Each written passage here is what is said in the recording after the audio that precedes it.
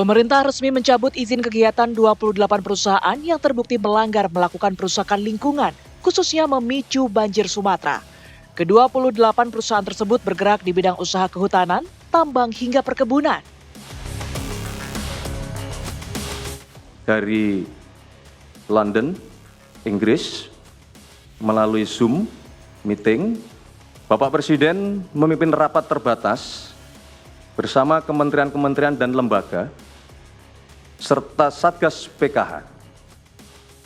Di dalam ratas tersebut, Satgas melaporkan kepada Bapak Presiden hasil investigasi terhadap perusahaan-perusahaan yang terindikasi melakukan pelanggaran. Berdasarkan laporan tersebut, Bapak Presiden mengambil keputusan untuk mencabut izin 28 perusahaan yang terbukti melakukan pelanggaran. Akankah penegakan hukum ini akan menjadikan efek jera dan perhatian untuk para pengusaha yang masih nakal?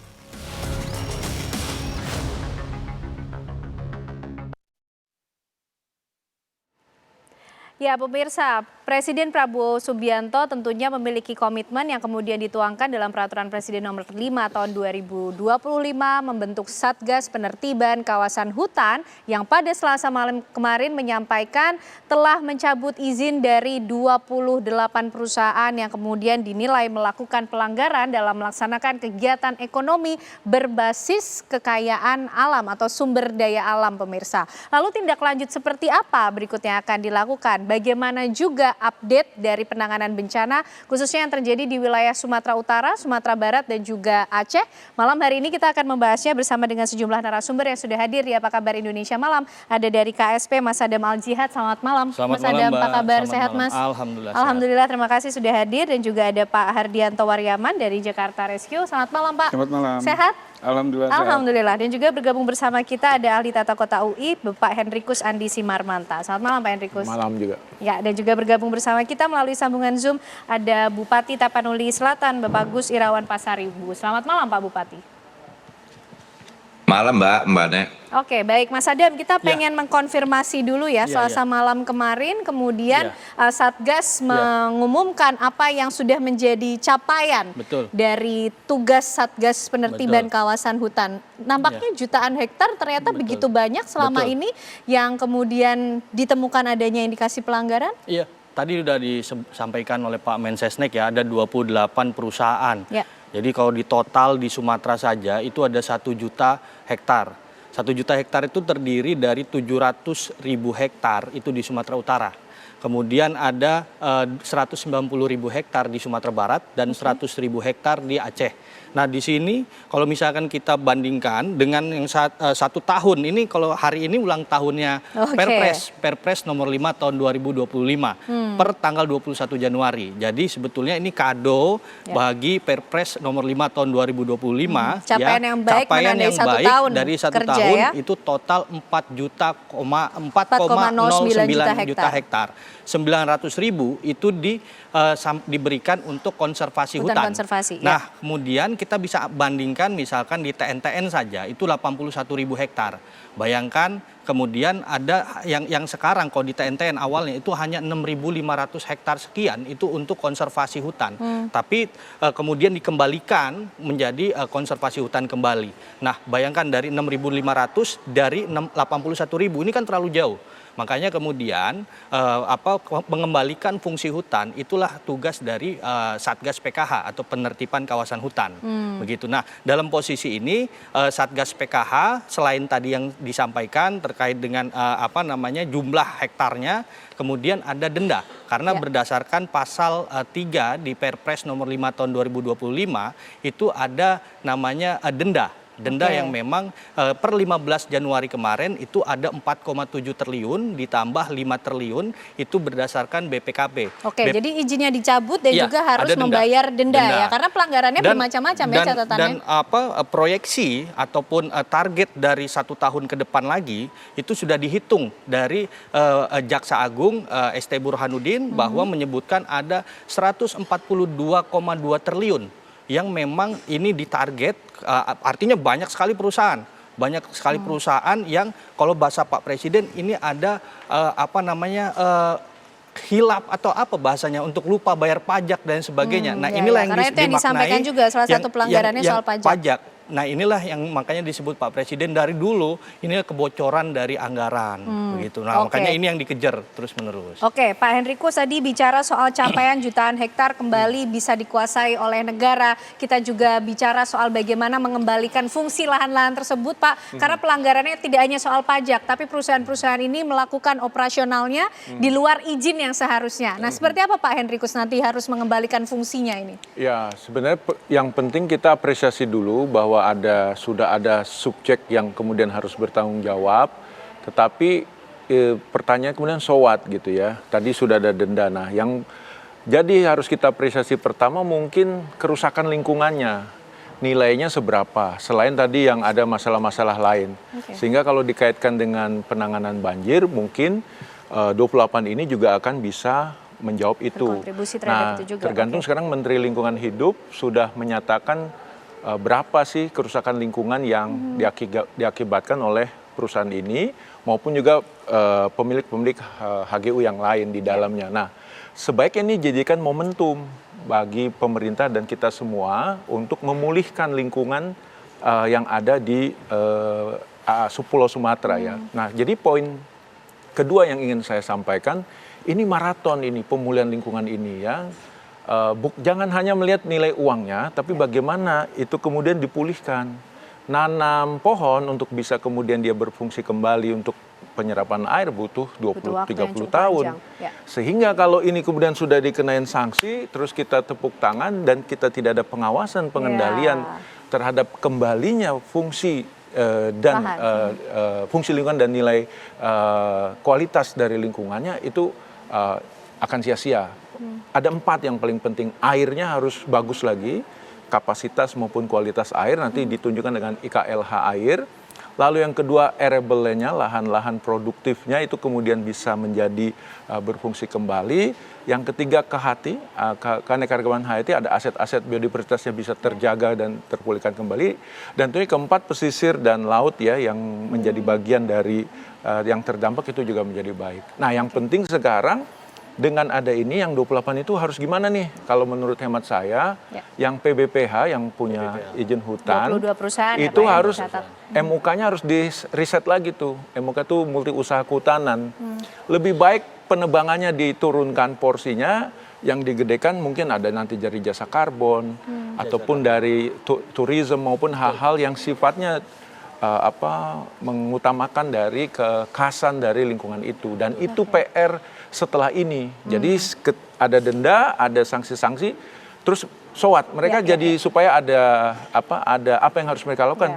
Atau bentuk kalau tanggung enggak ya jawab sudah. realnya seperti Yes, apa? gitu. Oke, baik. Nah, Pak Dianto kalau bicara so what berikutnya, apalagi mengenai penanganan dampak bencana, Pak, karena 28 perusahaan yang terbukti melakukan pelanggaran ini kan operasionalnya di wilayah yang kemarin terjadi bencana. Seperti apa, Pak? Betul sekali, tapi sebelum saya mulai sekali lagi saya ingin apresiasi kepada pemerintahan Pak Prabowo dan Pak Gibran dalam hal ini. Ini luar biasa. Kenapa saya katakan luar biasa? Ini kan beliau sudah masuk ke dalam fase yang namanya transisi, recovery, disaster, ekologi. Nah, kalau kita berbicara disaster ekologi, Mbak, tadi sudah dikatakan ya, akan bermain tanaman itu normal dan sebagainya 20 tahun, menurut saya lebih sampai 100 tahun. Ya. Namun di sini, kenapa kita mengapresiasinya? Di situ kita sudah masuk ke dalam poin 1 yang disebut dengan law enforcement. Pemerintah sudah berani melakukan penerapan Undang-Undang Nomor 32 tahun 2009. Walaupun masih masuk di pasal 97. Ayat 2, ya. Jadi di situ masih bermain di dalam konteks yang namanya administrasi, betul ya, dan perdata. Tapi kan kita menginginkan adanya sebuah mekanisme yang lebih jauh yang disebut dengan multi-doors enforcement, ya. Bagaimana sistem administratif itu berjalan, bagaimana sistem perdata itu berjalan, dan yang terpenting ini adalah pidananya. Pidananya.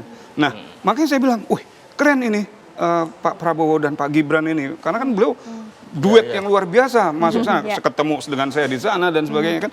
Nah, sehingga ketika sudah bermain di law enforcement, kita tidak cukup di situ. Ya, kita tidak cukup.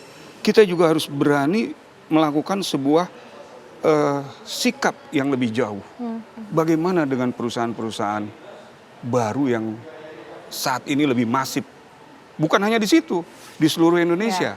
Nah, sehingga kita memerlukan sebuah alat, tools.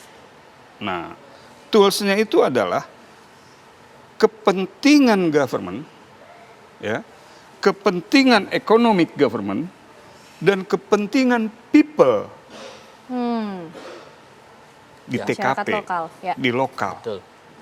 How to manage menjadi sebuah synergy. Nah, barulah kita berbicara, dampak berikutnya apa sih? Karena kan tidak mungkin sebuah hulu dijadikan sebuah perkebunan sawit. Salah besar. Perkebunan sawit itu harus bermain di flat system, di flat area. Tidak bisa di hulu, Mbak. Kenapa? Ekosistem akan rusak. Dari mulai tanah yang tidak memiliki nutrisi lagi, adanya nitrogen, ya fosfor, rusak. Ya.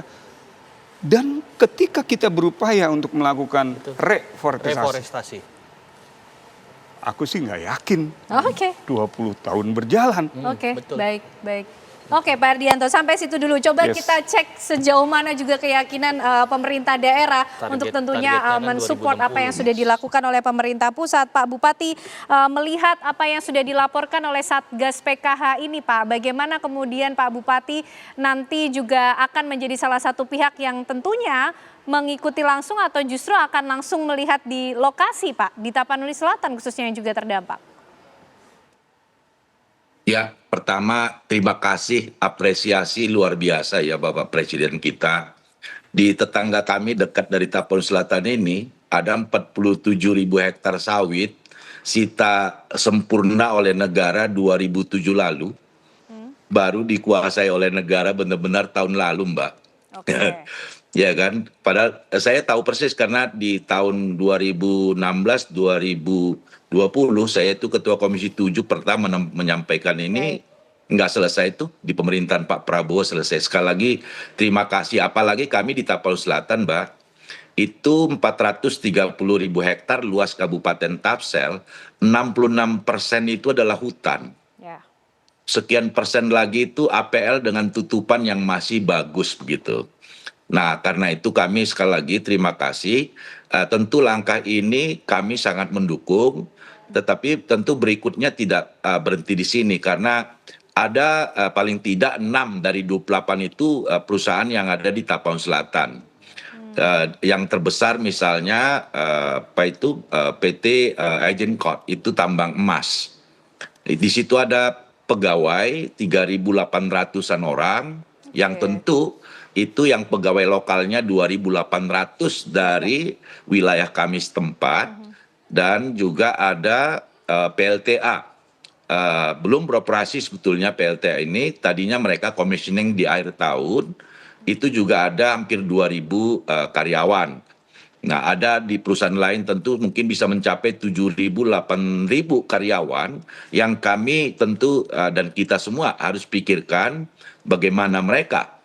Belum lagi kemudian dampak bencana, misalnya kami hampir 4.000 sawah puso begitu, itu lebih dari berapa ribu kakak yang kehilangan mata pencarian, sehingga saya kira kami dampak ikutan dari bencana dan kebijakan yang sekali lagi kami sangat dukung ini terkait dengan angka-angka pengangguran. Kalau tidak ada solusi cepat, kemudian di Tapsel kemudian akan melonjak. Tetapi sekali lagi saya kira pasti kami yakin betul tentu pemerintah akan mengambil langkah-langkah berikutnya.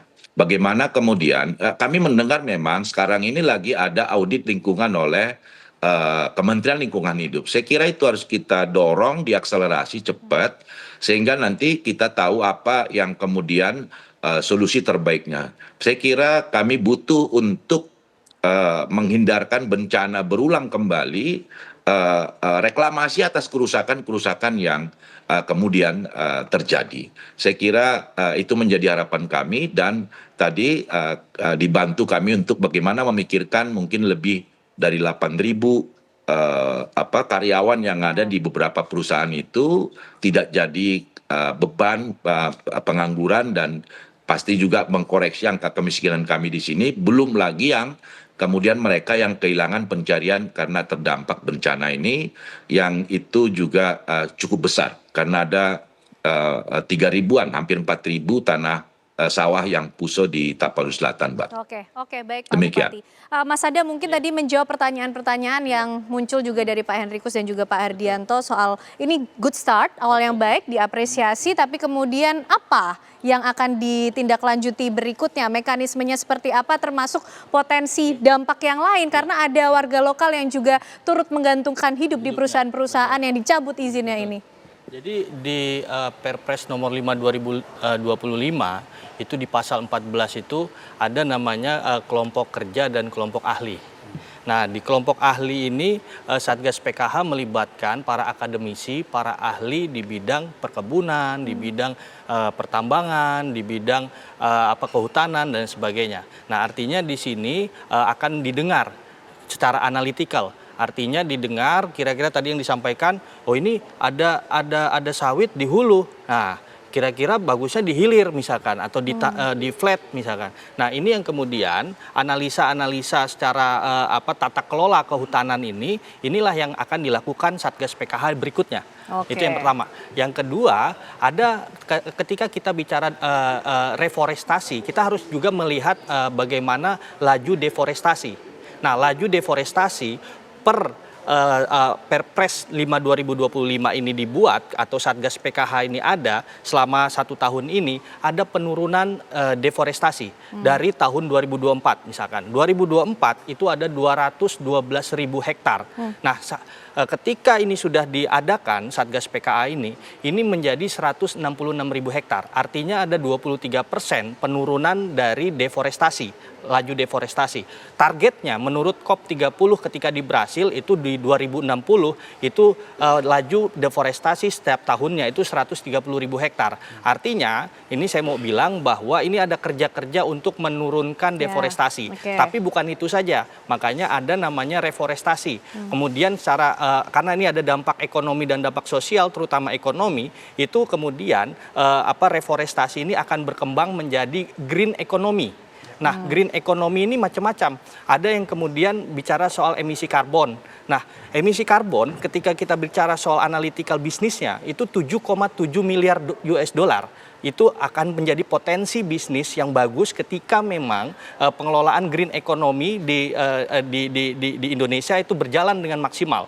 Nah, ini artinya ada keseimbangan antara deforestasi, kemudian masuk ke reforestasi, dan juga terakhir green economy dan juga ekowisata. Itu kita juga nggak bisa melupakan tadi yang disampaikan para pakar, itu adalah ada namanya ekowisata, dan juga ada namanya perhutanan sosial di sana. Nah, ini yang kemudian bisa dilakukan untuk menambal tenaga kerja yang kemudian tadi sudah dicabut izinnya.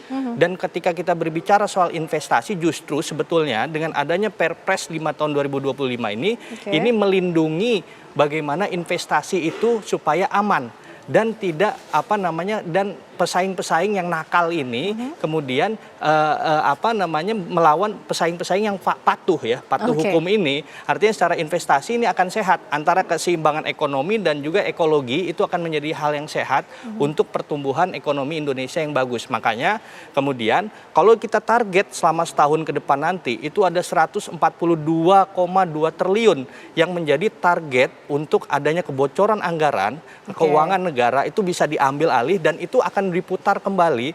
Karena apa? Karena sawit tadi misalkan itu diserahkan kembali misalkan ke Agrinas Palma misalkan. Nah, disitulah yang kemudian selain itu juga ada perusahaan-perusahaan yang kemudian dinormalisasi, artinya dinormalisasi ini sesuai dengan kepatuhan hukum.